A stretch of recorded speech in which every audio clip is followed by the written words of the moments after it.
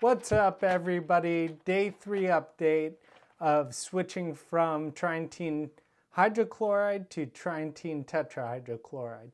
My name's RJ DeLeon, and I was diagnosed with Wilson's disease. I'm switching medications again, so I want to document my journey because the first couple times was a little wonky. The first time, at least. First of all, I want to take day 3 to talk about what is Wilson's disease. Wilson's disease is the body's inability to get rid of excess copper in the body. Copper is a natural occurring substance in almost every single food, so it accumulates by the things we eat and even the water we drink. Wilson's disease is a mutation in the ATP7B gene, and that gene's responsibility is to remove excess copper. I was diagnosed when I was 8 months after I was 40 years old because I was being affected with neurological symptoms. The buildup of copper in my brain was so great that my speech started to stutter. My hands were shaking. I couldn't control the cadence of how I was speaking. And it was a little crazy because at the time I was talking a lot on the phone. So it was really scary being diagnosed with this because I didn't understand what was going on. I couldn't talk in a regular cadence. My voice was extremely shaky. I had a couple ear, nose, throat doctors reach out because of my videos and say, hey, is everything okay? Your voice is trembling, your voice is shaky, just want to check in and make sure it's okay. So that started the deep dive, visiting the doctors, trying to figure out what was going on. Turns out that copper had accumulated in my brain significantly and was starting to affect my speech, my hands. Wilson's disease presents like early onset Parkinson's, where you get jitters, you can't talk. So it was really, really scary. When I got diagnosed, I was 8 months after my 40th birthday, and life expectancy is approximately 40 years old if untreated. So I went down a dark period of time where I was trying to figure out what's going on. Turns out, I didn't have a liver biopsy, but my liver, due to the hard spots and everything, my doctor thinks was stage 2, stage 3. And stage 4 is cirrhosis, liver failure, that can eventually lead to death if you don't get a transplant. So Wilson's disease is extremely rare and it can be fatal. Life expectancy is 40 years old, and I found out after I had turned 40 already. So I'm documenting my journey, talking about the transition between my medications, and I just want to be a voice out there for a lot of people with Wilson's. Thankfully, I'm one of the very lucky ones who got diagnosed very late in life, but I have a good prognosis, so I'm on these medications now. Originally in the first video, I know I said I was switching from trientine tetrahydrochloride to trientine hydrochloride. It's the opposite. I was actually prescribed hydrochloride first, and I had to be on a set amount of medications for a while before I could hop into this new program with trientine tetrahydrochloride. The original medication I was given was penicillamine, and that was bad. I had to experience pretty significant negative side effects to be able to be switched because my insurance company wouldn't cover any other medication. The penicillamine made my symptoms, the side effects were I couldn't get out of bed in the morning. I was very lethargic. I was working out at the time, and I had to stop working out. I was out of breath every time I walked up the stairs. And the symptoms of Wilson's was getting worse, but now come to find out that is likely because the treatment was working, getting rid of some of the accumulated excess copper in my body.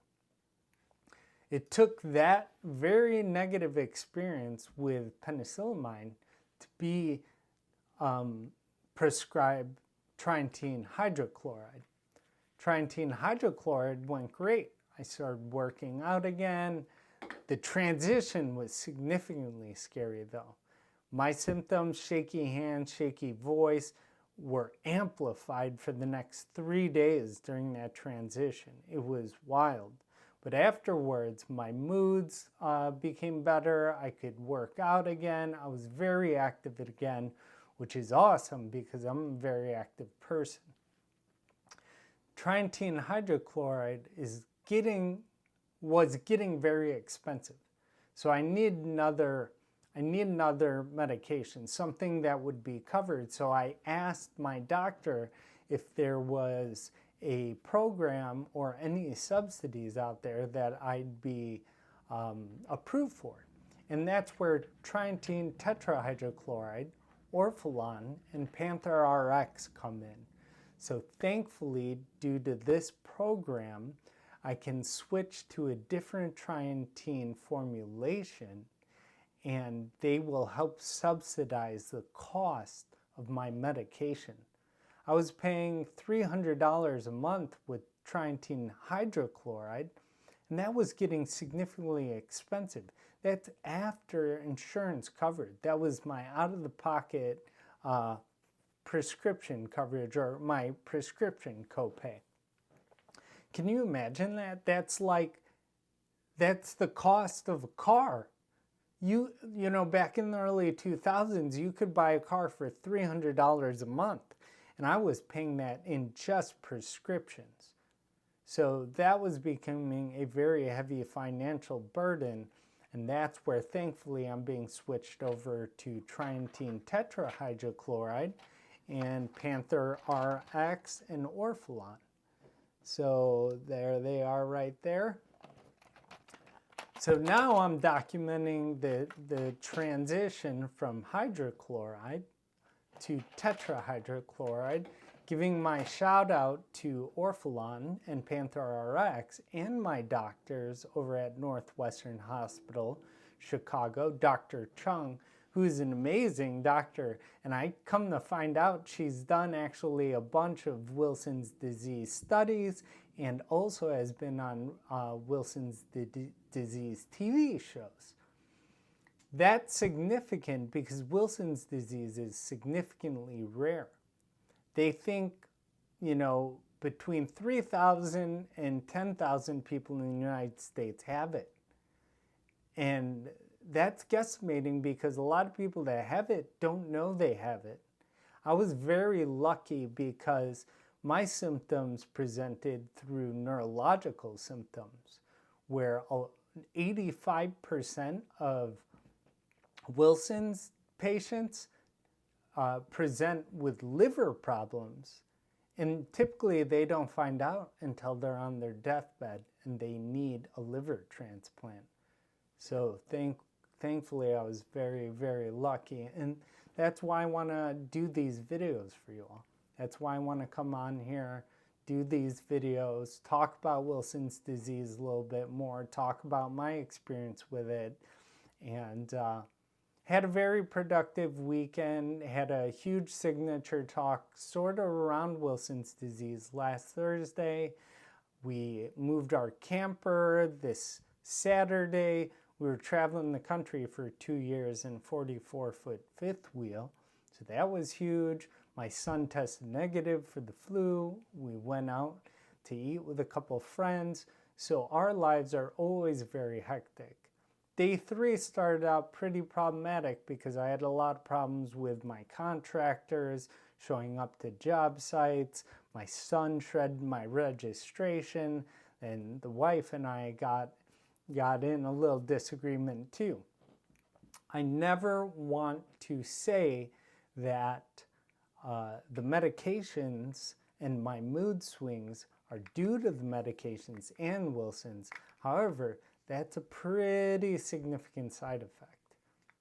So I really want to just document my journey and talk about, my moods, talk about the transitions.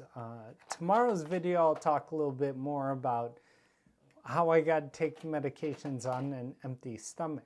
I know I mentioned something about that day 2, and I really want to talk about that because it's a little difficult. I have to take it on an empty stomach, by the way. Day 2, I said, I think whatever is bad, but just so you know, I have to be on an empty stomach, and I can't eat a meal for 3 hours, both before taking it and after taking it. 2 hours before, 1 hour after. So anyway, that's day 3 update. Thanks for tuning in. Talk to you guys later. Peace.